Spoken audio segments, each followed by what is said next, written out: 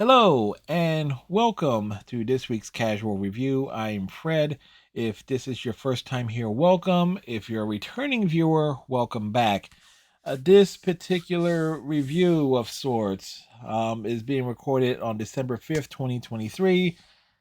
Hence the Christmas tree in the background here. I record everything weeks, if not months in advance.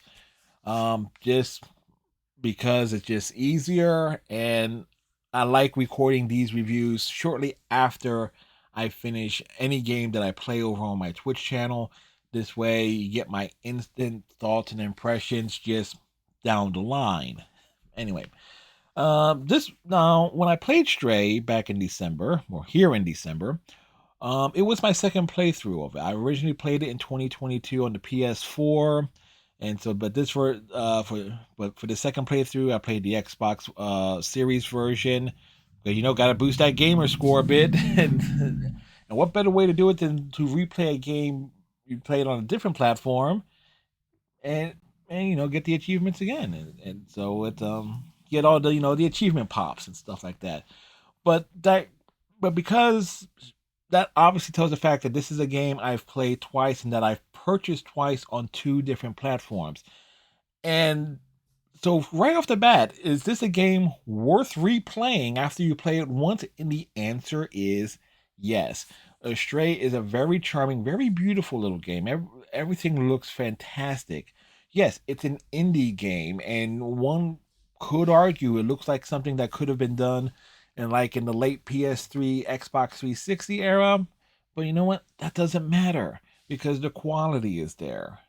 The gameplay is very compelling. There are very few, if matter of fact, on both playthroughs, I don't recall any glitches or bugs or anything that impeded gameplay. So it's a very well polished game that has a solid musical score. That is very straightforward. You are encouraged to try everything as you work your way through the various puzzles.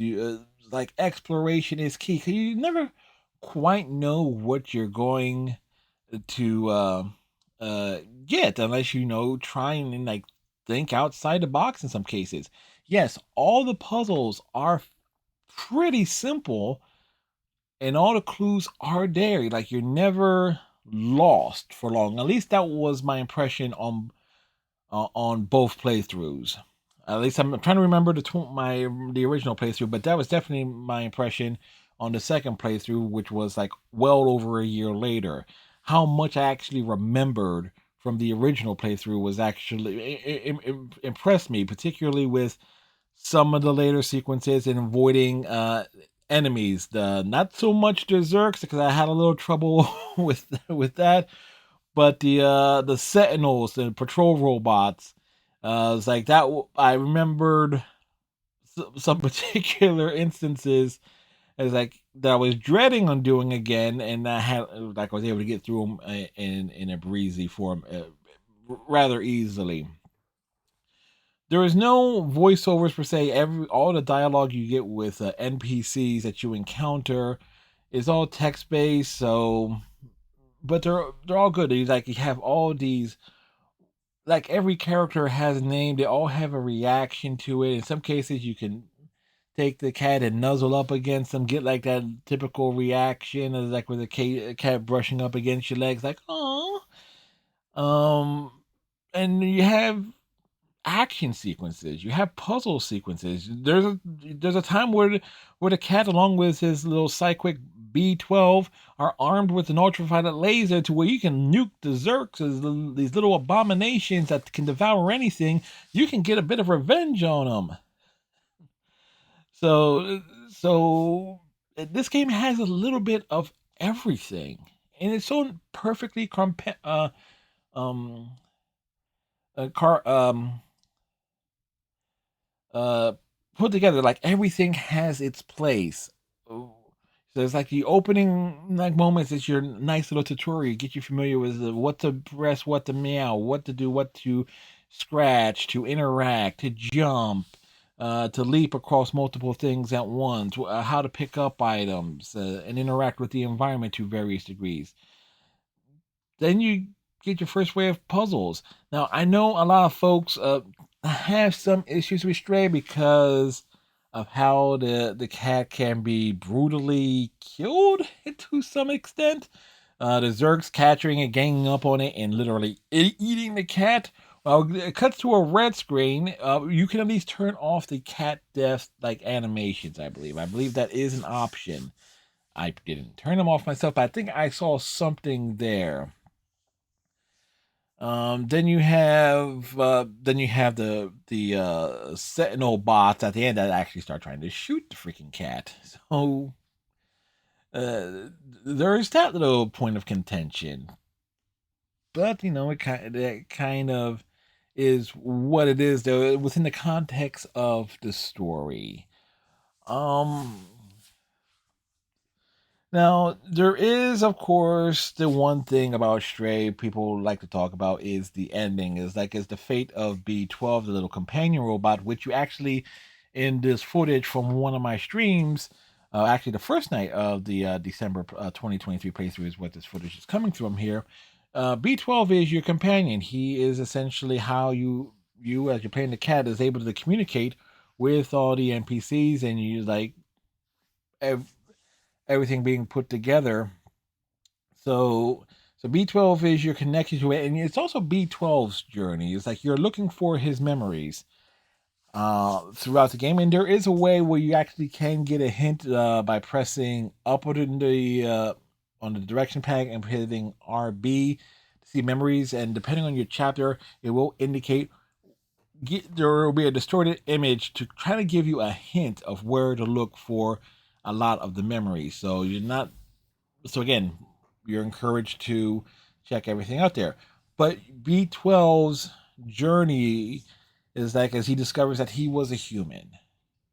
And his fate is, it is a bit of brings a tear to my eye. It's like you feel bad about it. It's like with like he's a character that is with you, and then essentially he sacrifices himself for you. And that is something that I always appreciate games that can hit me right in the heart, as it says, that hits my feelings in that regard. Because death is something that, for those who know, is like in terms of where that stands with me. So when you get a character that you get used to, that is like, okay, you're invested in the side character stuff, and then they die. It's like, okay, that is good writing, and I can appreciate the effort into that storytelling, because the whole point of one thing a writer or a creator wants to do is strike that emotional chord, if at all possible. Uh, some other instances I can give examples to will be uh, oh, the death of the pig companion at the end of Minecraft Story Mode Season 1, after the end of the initial release of that, and I can't remember his name. Obviously, the death of Lee at the end of Season 1 of The Walking Dead. Well, almost every single character that dies in a Telltale series, if the stories are written well, it's like can strike an emotional chord to various degrees there. This also applies to say the death of Mordin Solus in Mass Effect 3, or if you really screw things up, the death of several characters, or Thane's funeral in the if you romance Thane in Mass Effect 2 as female Shepard, and like stay kind of loyal to him, and he passes on, and you have the prayer for Shepard, and then the funeral for Thane. Is that all that hits incredibly hard? Again, it's designed to hit an emotional response here, and that is again one of the strengths of Stray as relates to B12's character arc. So with that all said, here, what about the ending of Stray, when you get out, when the cat gets out of the city back to the surface? there's an instance that you see something, a panel flicker. It's like the question is that B12? We don't know. It is truly open to interpretation on the ending. I know some sycophants like Matt Pat over on the Game Theorist channel think, no, that's just a virus, and like the thing that took over is like it's like the world is now doomed because you open the stuff, or whatever the heck that idiotic game theory video regarding this game was. I want to say that it is B12 is like their consciousness, such as it was, is like transferred back into the system at the in that in the final chapter when it's like opening up the doors, the literal sky for the cat to for the cat to escape. There's also got to appreciate some of the references. In particular, you got literally Doc Brown and Marty McFly. Like literally, there is a robot that looks exactly like Marty McFly, and there's a character called Doc who looks like Doc Brown, like complete with wires in the shape of Christopher Lloyd's hair from Back to the Future, straight, and it's like dropping a line of 1.21 gigawatts and like a ultraviolet capacitor or something of that sort. So there are cute little references and Easter eggs throughout the game. Now, most folks can argue that there's a Persona 5 reference, that there's a character named Sojiro hanging out at what is essentially the equivalent of a cafe in the Midtown area. But he also says he took a screwdriver to the knee, which is, of course, is a Elder Scrolls reference. So you got stuff like that throughout the game. So if you never played Stray, if you thought about it and everything, I hope like based on the nonsense that I'm saying here, that it leads you to checking it out. Again, play for yourself. It's not a very long game. Like a general playthrough will typically take about 6, maybe 7 hours, depending on how you, I guess, on average. If you're being thorough, it will take longer.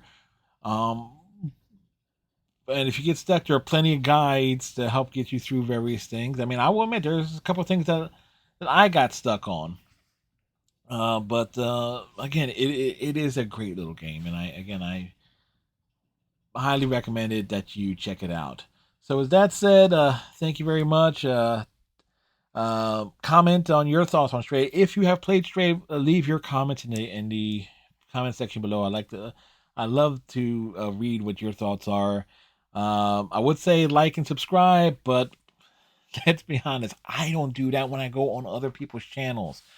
So, but again, YouTube yells at. Do you know what it's like as a very tiny creator for you to get a message from get a message from YouTube? Apparently, it says like you're not saying like and subscribe. Do this. It's like they hassle you. YouTube actually hassles creators to actually say that. So, okay, I said it. So like and subscribe. You don't have to, but if you want to, gravy. So anyway, tighten your friendship bracelet, stay safe, and we'll see y'all in the next video, well, whatever that may be. Bye.